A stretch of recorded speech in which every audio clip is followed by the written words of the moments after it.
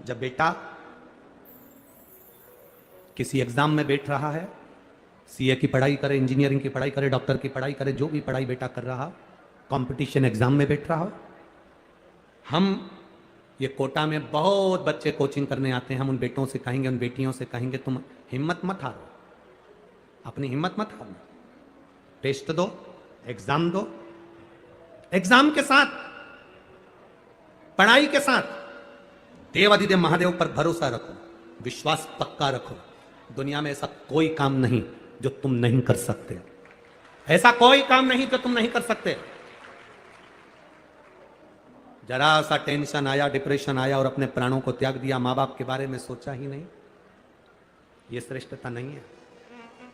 हिम्मत मत हारो।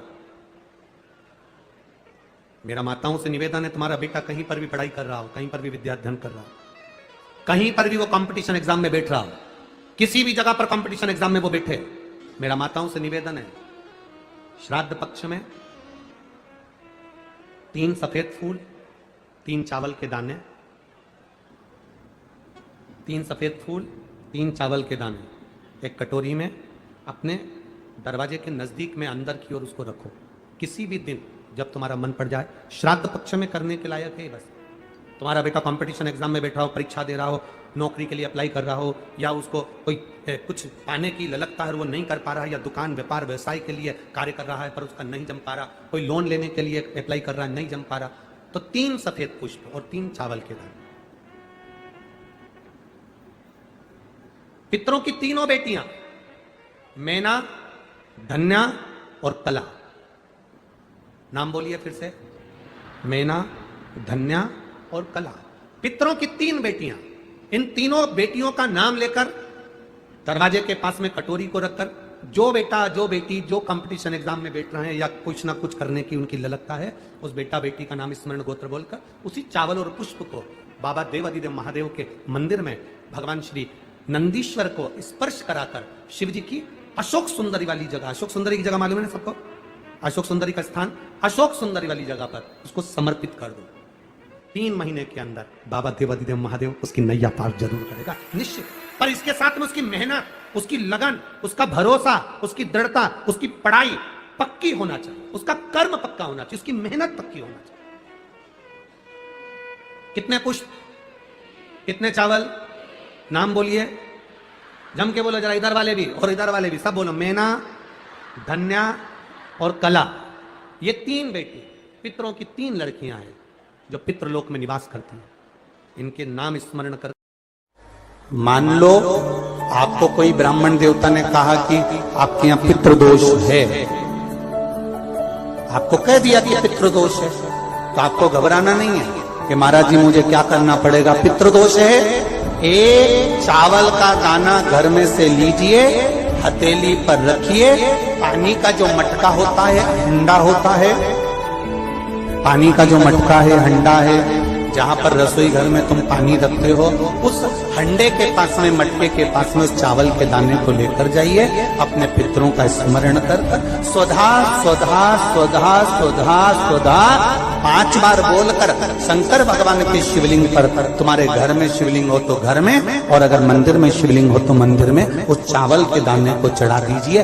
कैसा भी पितृदोष होगा समाप्त हो, मात्र स्वधा का स्मरण। बहुत ध्यान दीजिएगा, जिसको लग रहा है कि मेरे घर में किसी ने बंधन है, या मुझे ऐसा लग रहा है कि मेरा विकास नहीं हो रहा, मेरी उन्नति की ओर नहीं बढ़ पा रहा, सारे उपाय कर लिए और मैं उन्नति की ओर नहीं बढ़ रहा, तो श्राद्ध पक्ष चल रहा है, 16 दिन श्राद्ध के चल रहे हैं। जितने दिन निकल गए निकल जाने दो, जितने दिन बचे हैं, एक छोटी सी कटोरी में गंगा जल, थोड़ा सा जल बेलपत्री के वृक्ष के नीचे, और थोड़ा सा वही जल बचाकर शंकर भगवान पर चढ़ाना प्रारंभ कर दो।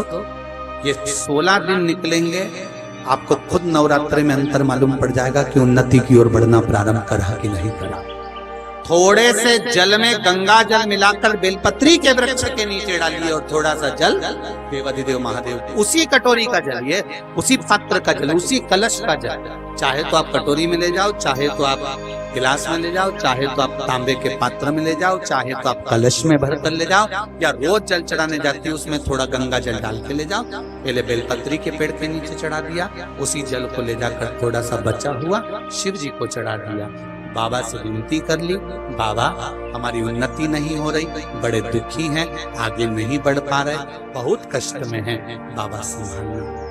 अभी जितने दिन बचे उतने दिन तो चढ़ा, उतने दिन तो समर्पित कर। समय आया 3 ऐसे हैं जिनका नाम बार बार नहीं लिया जाता। पहला, एक सौभाग्यवती नारी अर्धांगिनी पत्नी अपने पति का नाम बार बार अगर लेती है तो तिल भर उसकी उम्र घटती है और उसके शरीर में रोग प्रारंभ होता है। गर्ग संहिता में वर्णन। दूसरा, घर की मां ज्येष्ठ पुत्र का नाम बार बार लेती है तो वो ज्येष्ठ पुत्र को जीवन में दुख बहुत झेलना पड़ता है। ज्येष्ठ पुत्र घर का बड़ा पुत्र। हाँ, अगर घर में बड़ी बेटी है और उसके बाद पुत्र है तो वो ज्येष्ठ नहीं कहलाएगा। बड़ी बेटी है तो बेटी का नाम मां बार बार ले सकती है, पर ज्येष्ठ पुत्र, जितने भी आस्था चैनल पर कथा सुन रहे हो, जितने फेसबुक यूट्यूब पर कथा सुन रहे हो, आप अपने घर के बड़े व्यक्ति को देखना, उसके घर की माँ अगर बड़े बेटे का नाम बार बार लेकर पुकारेगी, कृष्ण राम कुछ भी जो उसका नाम है, हरि किशन जय नारायण जो नाम है उसका, उसको माँ बार बार लेकर पुकारेगी।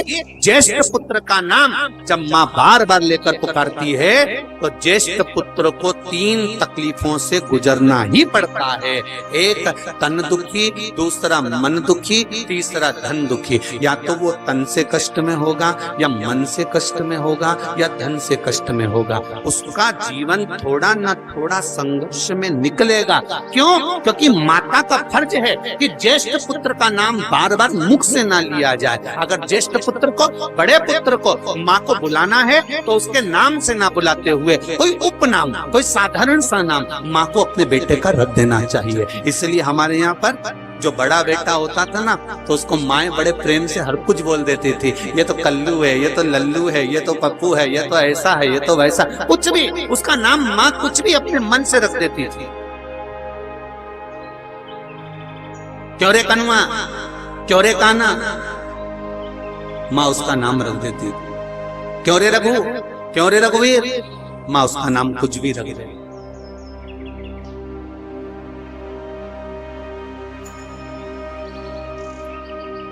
पहला, सौभाग्यवती नारी अपने पति का नाम देती है, तिल भर उम्र घटती। दूसरा, माँ अपने ज्येष्ठ पुत्र का नाम बार बार ना ले, उसका नाम परिवर्तित कर दे। ये मेरा लाला है, नाम कुछ भी हो, ये लाला है, ये कान्हा है, उसका नाम चेंज कर दे, बदल। बोलते समय बार बार अगर ज्येष्ठ पुत्र का आप भी देखना, ये शास्त्रों के जो सुख हैं आप अपने घर में देख सकते हैं। आप अपने घर में अनुभव करना, जो घर का बड़ा बेटा है और माँ उसका नाम, जो उसका नाम है उसी को माँ बार बार लेकर पुकारती है, तो जो बड़ का घर का बड़ा बेटा होता है, ज्येष्ठ पुत्र होता है, उसको थोड़ा ना थोड़ा कष्ट सहन करना ही पड़ता है। तीसरे नंबर पर है गुरु का नाम।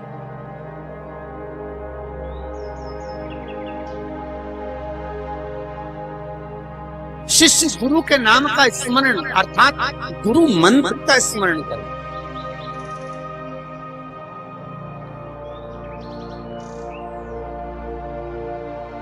बार बार आप बोल सकते हो ये हमारे गुरु जी हैं, ये हमारे गुरु जी हैं, साहब वो अशोक नगर में रहते हैं, साहब वो गुना में रहते हैं, साहब वो शिवपुरी में रहते हैं, साहब वो वहां रहते हैं। आप कह सकते हो ये हमारे गुरु जी, उस मठ में रहते हैं, वो हमारे गुरु जी हैं। आदमी पहचान जाएगा। क्या नाम लेना गुरु का जरूरी है? कि वो कमलकांत जी, वो रामकिशोर जी, ये हमारे नाम, गुरु का नाम अगर तुमने गुरु मंत्र लिया है, आप गुरु दीक्षा ग्रहण करे हो, तो गुरु के नाम का स्मरण भी, गुरु मंत्र का स्मरण करो, पर गुरु का नाम बार बार अपनी जिह्वा से नहीं कि मेरा गुरु तो ये नाम है, उनका ये नाम है, मेरे ये नाम है, ये नाम है, हरि कृष्ण नाम है तो जय नारायण नाम है तो राम कृष्ण नाम है, नहीं नहीं नहीं, वो मेरे गुरु हैं, बस गुरु पद मूल है, गुरु पद की मूल